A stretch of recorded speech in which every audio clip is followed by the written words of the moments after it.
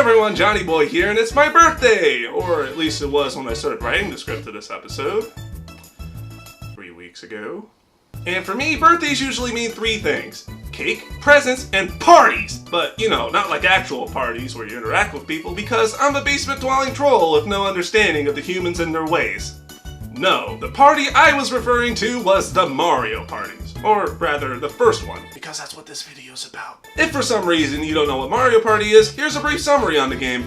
Mario Party is a fun multiplayer game where you compete against friends and family trying to beat the game's numerous, but enjoyable, minigames in a fun and friendly manner. Or at least that's how it should be! I grew up with some of the most evil gamers known to mankind, taking any and every advantage in the game by either ganging up on someone, which was usually me, or by finding some way to screw somebody over in the minigames, which, again, was usually me! And when they weren't trying to screw me over, the game was! That's why today I'm going to be talking about the 5 most aggravating Mario Party minigames to play with other people. Do any of you remember the game Hot Potato? You know, the game where you throw around a potato or whatever household object you felt like tossing. Maybe a ball, a knife, or even a baby. You know, just things you had laying around. Well, Mario Party had its own extreme version of this, where instead of passing a potato to each other, you would be tossing around a bomb. You may be wondering, how in the world could this game be frustrating? Well, you see, my family didn't play hot potato in the traditional sense. Instead of throwing the bomb to each other like you're supposed to, they would hold on to the bomb just until it was about to explode. Then they would pick the person they hated the most at the time and throw it at them so it would explode on impact. Although this was an ineffective strategy because it only worked about 30% of the time, because you would usually throw it a bit too early, which would result in something like this.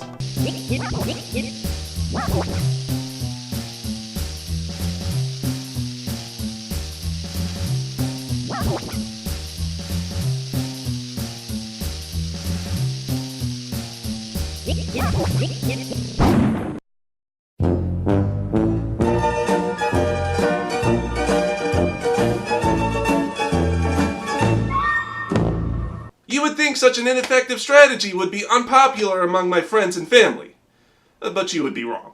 It was the most nerve-wracking thing to see the person just holding onto the bomb and plotting to kill one of you, and I remember sitting there just hoping and praying that it wouldn't be me, but it usually was.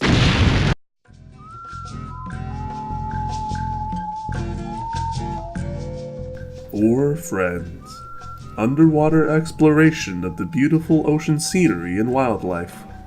An unclaimed deep-sea treasure ripe for the taking. What could possibly ruin this? How about being drowned? No, I didn't phrase that wrong. I literally mean being held underwater until the air escapes your lungs and you're rendered unconscious. Yikes! You see, what should be a fun minigame where you race everyone to the bottom to see who can grab the most treasure turns into a bloodbath very quickly. Here was the family favorite strategy when it came to this game.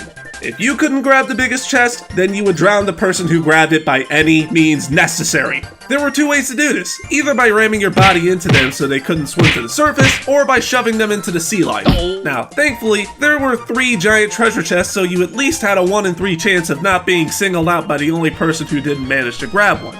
But after that, it's like an unspoken agreement to work together to drown the person who managed to get the next biggest chest.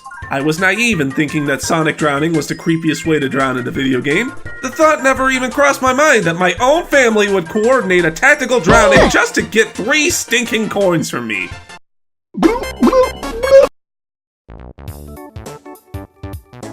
I can't speak for the other Mario Party games, but in the first Mario Party, there were these mini games that required you to rotate the joystick at blinding speeds, which wouldn't be so bad if this wasn't a Nintendo 64 controller that we were talking about. See, since this is the first of Nintendo's consoles to feature joystick movements, they didn't quite have the foresight that these hard plastic joysticks may be a bit uncomfortable on the thumbs. But what they really didn't think about was that rotating your palms on these plastic torture devices would absolutely obliterate your hands. By the time you finished playing one of these minigames that required rotation, your hand would look like you jabbed a steak knife into it. And this only got worse if you were playing the 1v3 minigames that featured the joysticks against your family. When it came to these games, my family was a merciless pack of hyenas, and it was especially bad when we would play Paddle Battle. My family didn't care if I was tired or that my hand was shaven down to the nub from this evil controller. They would all work together to continuously bash me into the tribal shy guy, leaving me broken, bleeding, and perhaps most tragic of all, at least 21 coins poorer.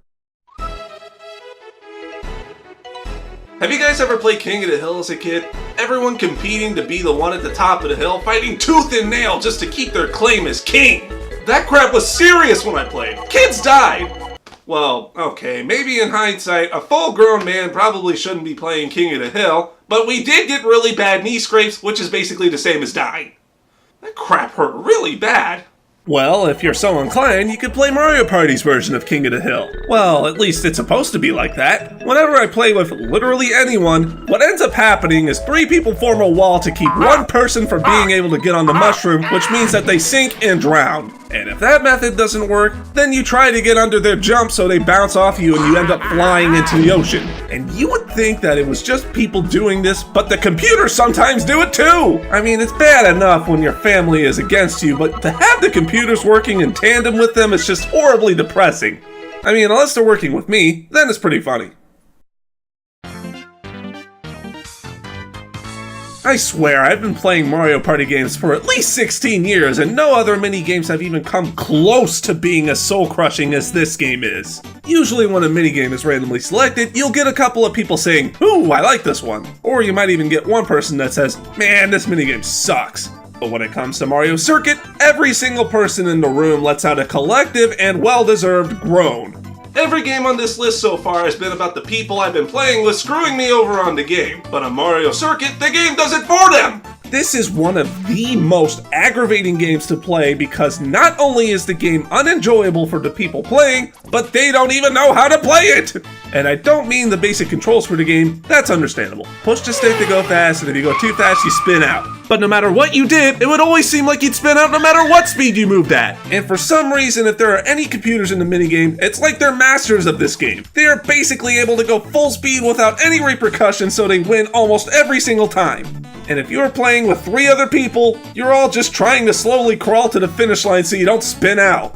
Oh, and in case it wasn't obvious, in a game that's supposed to be a high-speed race, this is freaking miserable. I mean, seriously, I haven't seen 4 people all be miserable in a car at once since Mario Party 9.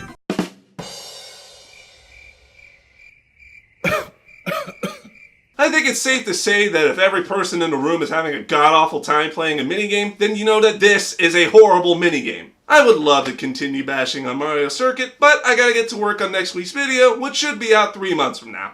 So as always, until next time, see you later.